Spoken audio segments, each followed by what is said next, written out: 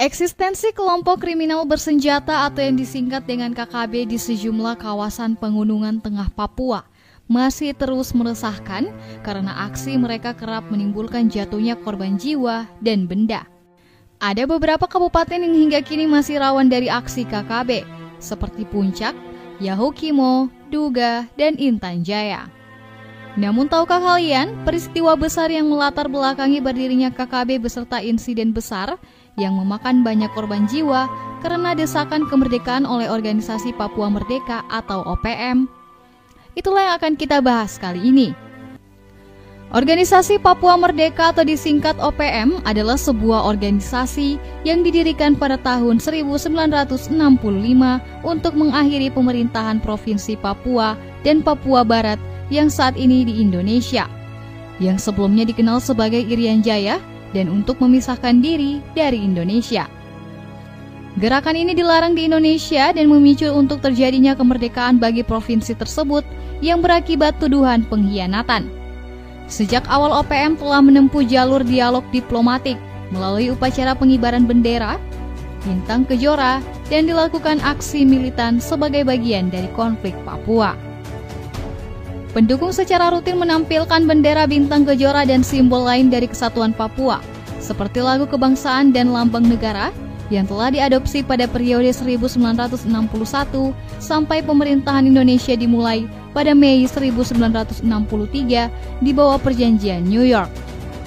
Perjanjian New York dirancang oleh Robert Kennedy dan ditandatangani oleh Belanda di Indonesia dan Perserikatan Bangsa-Bangsa pada bulan Agustus 1962. Walaupun Belanda menuntut agar rakyat Papua Barat boleh menentukan nasib sendiri sesuai piagam PBB dan resolusi 1514 Majelis Umum PBB dengan nama Age of Free Choice, Perjanjian New York memberikan jeda 7 tahun dan menghapuskan wewenang PBB untuk mengawasi pelaksanaan akta tersebut. Kelompok separatis mengibarkan bendera bintang kejora Papua Barat pada tanggal 1 Desember setiap tahunnya. Tanggal tersebut mereka anggap sebagai hari kemerdekaan Papua. Menanggapi hal tersebut, Nicholas Chow dan dua komandan OPM, Seth Javed Rumkorem dan Jacob Hendrik Fry, berencana mendeklarasikan kemerdekaan Papua pada tahun 1971. Tanggal 1 Juli 1971, Rumkorem dan Fry mendeklarasikan Republik Papua Barat dan segera merancang konstitusinya. Konflik strategi antara Rumkorem dan Fry berujung pada perpecahan OPM menjadi dua faksi, PMK yang dipimpin Fry dan TPN yang dipimpin Rumkorem. Perpecahan ini sangat mempengaruhi kemampuan OPM sebagai suatu pasukan tempur yang terpusat. Kedua, pembentukan TPNPB. Tentara Pembebasan Nasional Papua Barat atau TPNPB adalah sayap militer dari organisasi separatisme Papua Merdeka. TPNPB dibentuk pada 26 Maret 1973 setelah proklamasi kemerdekaan Papua Barat 1 Juli 1971 di Markas Victoria. Pembentukan TPNPB adalah Tentara Papua Barat berdasarkan Konstitusi Sementara Republik Papua Barat yang ditetapkan 1971 pada bab 5 bagian pertahanan dan keamanan. Sejak 2012 melalui reformasi TPN, Goliat Tabuni diangkat menjadi Panglima Tinggi Tentara Pembebasan Nasional Papua Barat. Ketiga, insiden pemberontakan. Sejak 1976 para pejabat perusahaan pertambangan Freeport Indonesia sering menerima surat dari OPM yang mengancam perusahaan dan meminta bantuan dalam rencana pemberontakan.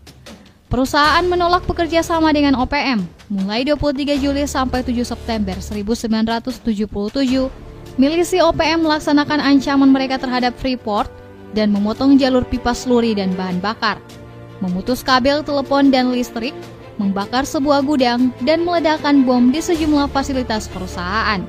Freeport memperkirakan kerugiannya mencapai 123,8 US dollar.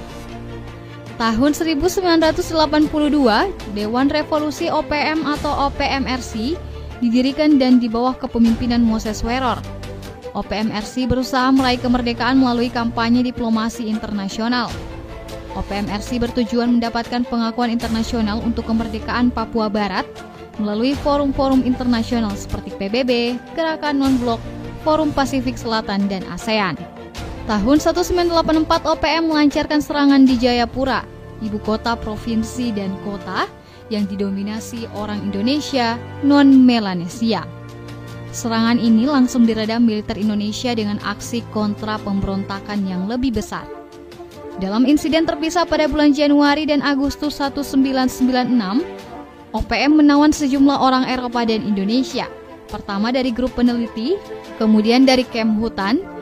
2 sandera dari grup pertama dibunuh dan sisanya dibebaskan. Bulan Juli 1998, OPM mengibarkan bendera mereka di Menara Air Kota Biak di Pulau Biak. Mereka menetap di sana selama beberapa hari sebelum militer Indonesia membubarkan mereka. Philip Karma termasuk di antara orang-orang yang ditangkap. Tanggal 24 Oktober 2011, Domingus Octavianus Awes, kepala polisi Mulia, ditembak oleh orang tak dikenal di Bandara Mulia, Puncak Jaya. Kepolisian Indonesia menduga sang penembak adalah anggota OPM. Rangkaian serangan terhadap polisi Indonesia memaksa mereka menerjunkan lebih banyak personel di Papua.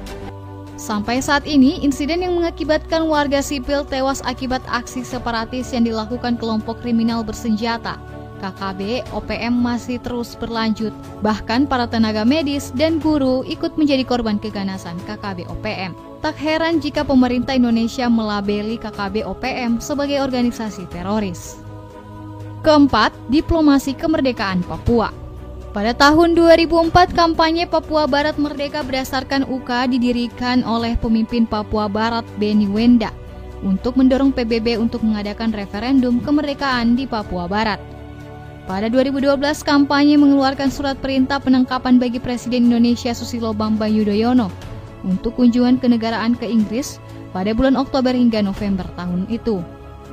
Yudhoyono memprotes ketika ia pergi ke London secara teratur melihat banyaknya bendera nasional Papua Barat berkibar, yang bila di Indonesia adalah tindakan ilegal. Pemimpin ULM-WP atau United Liberation Movement of West Papua, Benny Wenda, mendeklarasikan kemerdekaan Papua Barat atau Papua pada tanggal 3 Desember 2020. Dan sekarang sedang menunggu respon pemerintah Indonesia, terutama dengan Joko Widodo, untuk membahas solusi konflik Papua.